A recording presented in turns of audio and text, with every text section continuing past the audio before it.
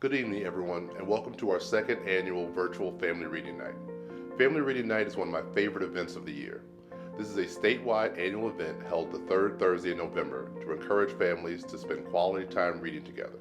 The theme of tonight's event is Reading Colors Your World. Family literacy is more important now than ever.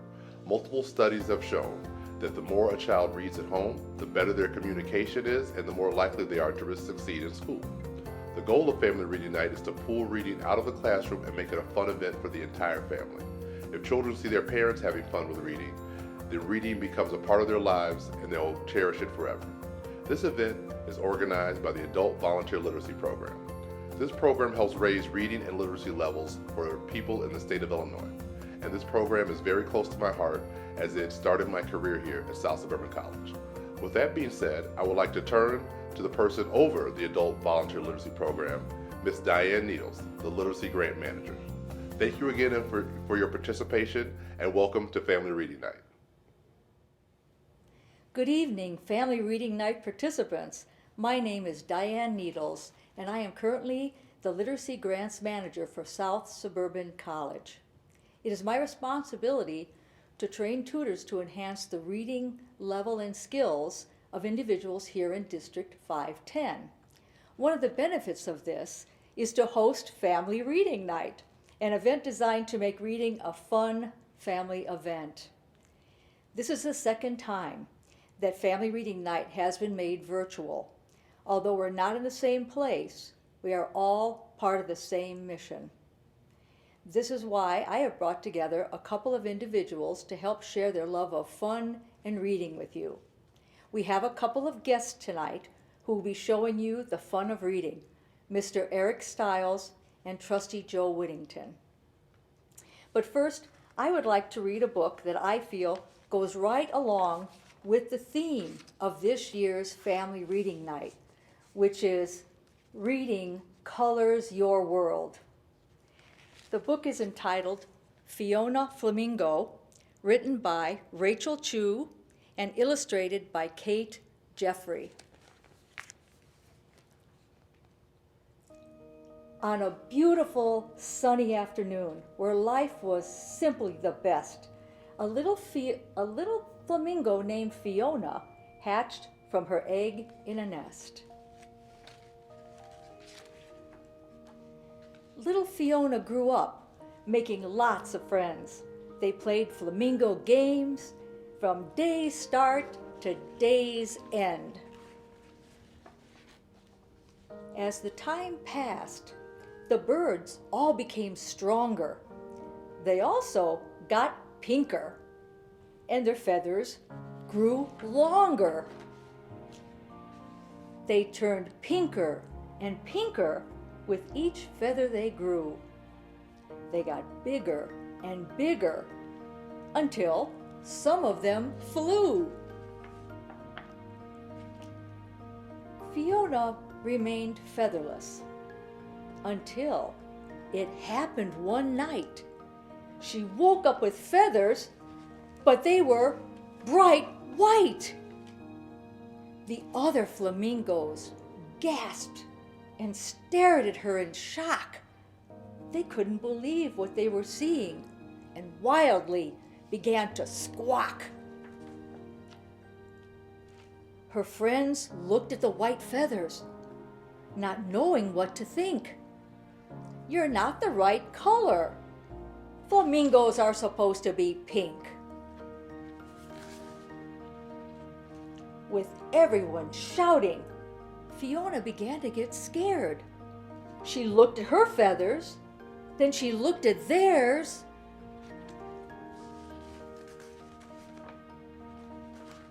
You don't have to be so loud, and please don't make a scene. That's when Fiona started shaking, and her feathers turned to green. When her friends saw the change, they squawked louder and meaner. Fiona got more anxious, and her feathers just grew greener. Her friends looked at the green feathers, not knowing what to think. Stop being so silly, Fiona. Flamingos are supposed to be pink. Oh no, said Fiona. This is worse than just bad. But her friends kept on squawking. And then Fiona got mad. You're making me angry, she jumped and furiously said. That's when Fiona started yelling, and her feathers turned to red. The flock became silent, hoping things would get better. But Fiona got madder, and her feathers grew redder. Her friends looked at the red feathers, not knowing what to think. Don't you think you should calm down now? Flamingos are supposed to be pink. They all rushed to hug her, and now Fiona felt bad. Her anger was fading, but now she felt sad. She whimpered and cried, I'm all mixed up in hue. That's when Fiona started sobbing, and her feathers turned to blue. The flock watched from afar. Their concerns grew truer, but Fiona just got sadder, and her feathers grew bluer. Her friends looked at the blue feathers, not knowing what to think. Just what kind of bird are you? Flamingos are supposed to be pink. No one could cheer her up. So instead, they stayed away. That's when Fiona got lonely, and her feathers turned to gray. A young chick floated up with a gaze so pure and true. I hope my feathers change colors when I'm as big as you. Fiona flashed a happy smile, and her feathers erupted into color. It was a surprise to everyone. Her feather, no feather, was like any other. Pink, white, and green, red, blue, and gray. She was every single color now, and that's the way she'd stay. The entire flock gathered around, and Fiona gave a big wink. I guess we've all learned a lesson here. Flamingos don't have to be pink.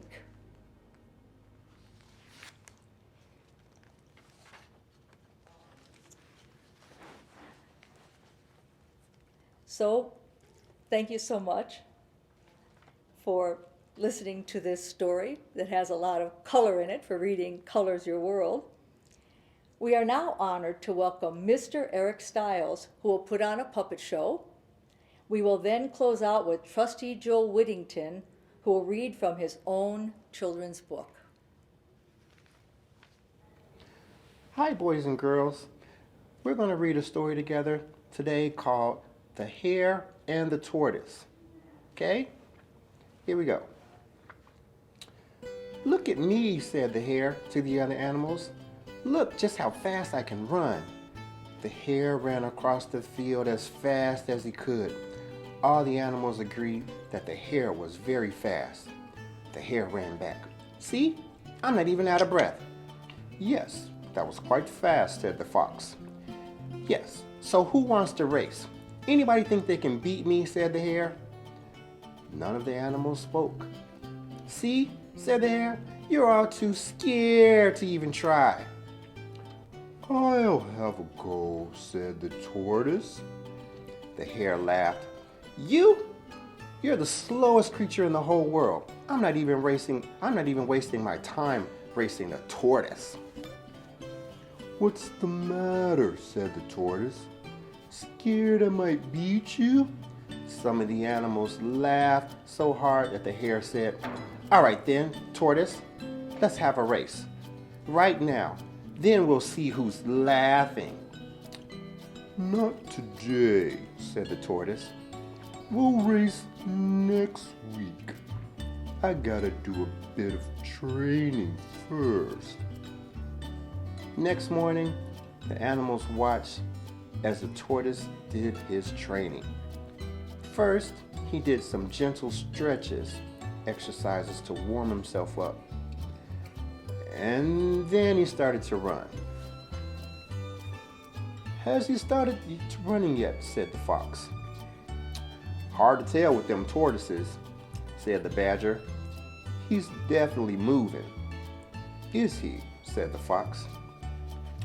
"Tortoise, are you sure about this?" said the crow. "I mean, the hare is very fast and you, well..." "Don't worry," said the tortoise. "This is just one day. I'll speed up.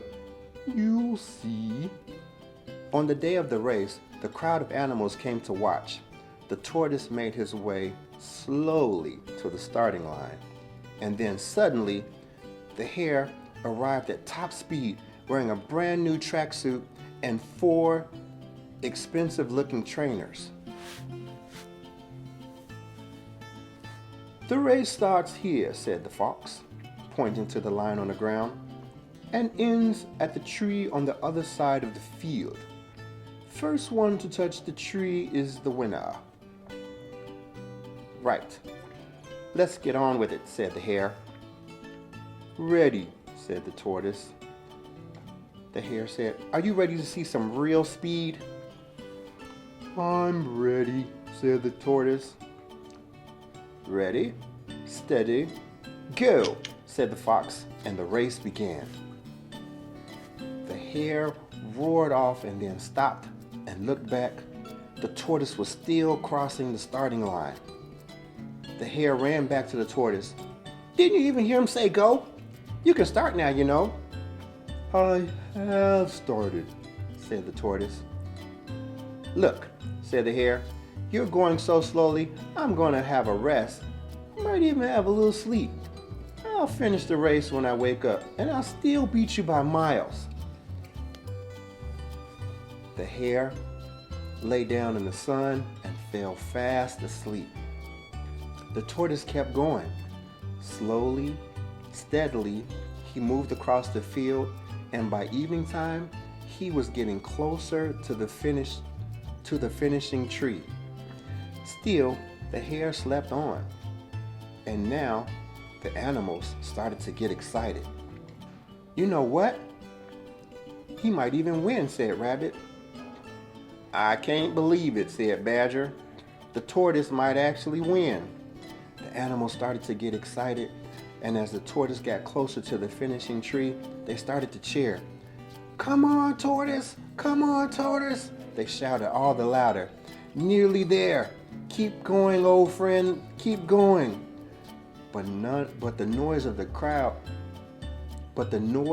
cheering crowd woke up the hare. He started looking across the field, saw the tortoise about to reach the tree, and in a flash he was running. The tortoise heard the hare thundering behind him, but he kept going and kept going, and suddenly he was there. Just in time, the tortoise touched the tree with his nose. He had done it. The tortoise had beaten the hare fair and square. "There you go," said the badger. "Slow and steady sometimes is better than fast and flashy." "Not fair," said the hare. "I was asleep. We'll have to run the race over again. Not fair." But no one was listening to the hare. The end. Hello, everybody. My name is Joseph Winnington Jr. I'm a storyteller. Today, I'm going to read a book to you that I wrote for my children. And I started drawing at the same time. The book's title is called, "What Does a Goldfish in a bowl know about a river. I hope you learned something from this story because it will help you deal with life. Once upon a time, there was a goldfish named Dave. Dave was born in a pet shop with hundreds of goldfish that looked just like him.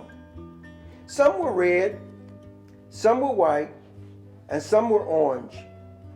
Different colors and sizes, but they all were goldfish. Dave never thought much about his life in the pet shop.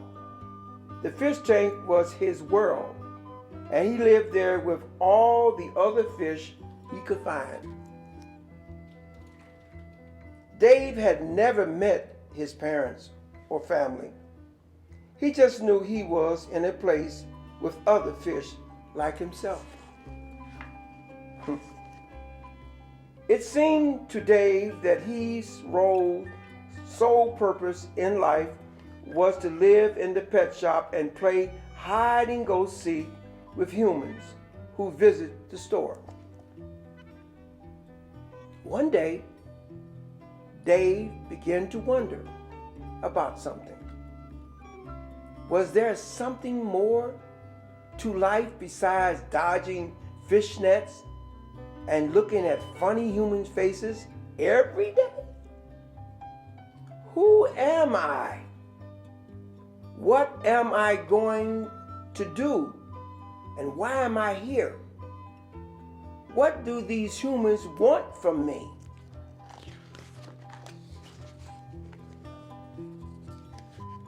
Later that day, Dave was frightened by a loud thump, boom, on the window. There was a little girl. Her name was Sarah. Her face was pressed on the glass, and she was pointing at Dave. Sarah's loud squealing voice and giggles frightened Dave. He darted to the corner of the tank to hide. But suddenly, Big Net was chasing him, even into the corner. Finally, the net got him, and Dave was lifted out of the tank and tossed into a small fish bowl.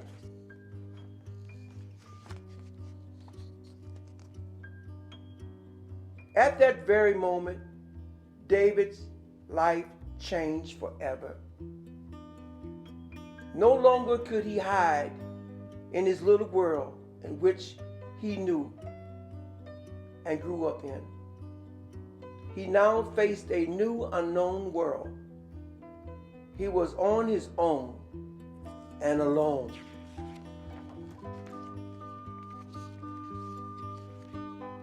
In the fishbowl, Dave noticed that the ceiling outside was blue, fluffy, white stuff drifting by up there. He had never seen the sky before. Sarah walked towards her parents' car as they left the pet shop. Dave got a little dizzy as the water slushed around, bouncing against the sides of the fishbowl with each step Sarah took. Suddenly, Sarah tripped, and the fishbowl went up into the air, crashing into the ground. Boom! Dave flipped into the air. It was no fun being out of the water. He couldn't breathe. Sarah screamed, "Ah!" as she watched Dave drop into the sewer. She tried to reach him, but it was much too late to help Dave. Sarah heard a splash whoosh, as she peeked into the darkness of the sewer. Dave was gone.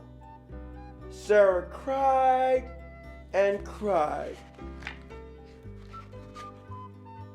Dave tried to look around to see where he was. The sewer was different. It was big and dirty.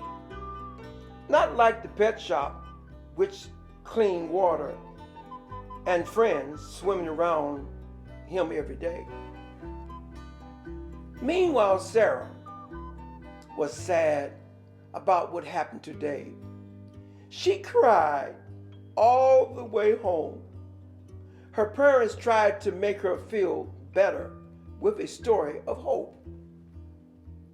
They tried to tell her that everything happens for a reason. Sometimes we don't know the reason, and sometimes we do, Dad explained. Sarah, spoke the father as he wiped the tears from Sarah's face, and he whispered to her in her ear, maybe it was meant for us to buy Dave today. Maybe Dave is free now, all because of you. He will always remember you for that. You will be his hero. Now Dave will learn how to survive, and I bet he will do great and have a great adventure. Sarah smiled.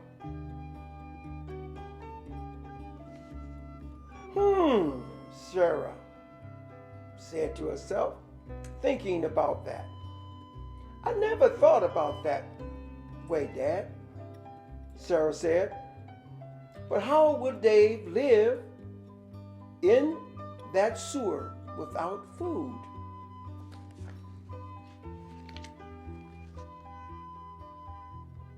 He will make it, Sarah's mama smiled. Goldfish are hardy little fellows. They know how to survive in difficult places. And he will grow to be bigger because he is in a bigger place. Then Sarah spoke again. Mom, do you think Dave can make it to the river by himself? If he wants to, Sarah's mother answered. If there's enough water in the sewer, maybe David can swim to the river very easily. Sarah was thinking real hard about Dave. Meanwhile, Dave was gasping for air in the dark tunnel when he suddenly heard running water behind him. He flipped his body around, swam in the direction of the stream he saw. Tired and slender, he began to wallow into the flowing water. Suddenly, a mighty stream grabbed Dave and carried him down the river. Dave was outside again.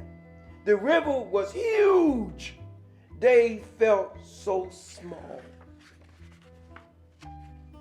The river seemed to have a life of its own. The river dared Dave to stay alive and be okay. Dave couldn't believe it. He was swimming free in the river he had heard the stories about as a child. Dave was so excited. Nothing like this had ever happened to him before. Dave really wanted to share all that he had learned with his friends back home. He realized he is special and he is blessed. Dave had a chance to live life in a big river. Dave can choose what he wants to do. There are no glass walls to keep him in. And Dave has all the water he can use and breathe in. Dave also noticed that he was getting bigger and bigger. Would he ever stop growing? I don't think so. There's a moral to the story, young readers. This lesson Dave has learned. You can grow as much as you want. Sometimes change is good. There's always room for improvement. But remember, there's a big river out there waiting for you. Thank you for joining us. Thank all of our tremendous guests, Ms. Diane Needles, Mr. Eric Steidles, and of course, Trustee Joseph Whittington. They all helped make Family Reading Night a great and fun event, and I hope to see you next year and continue the reading and fun all year long. Thanks for coming.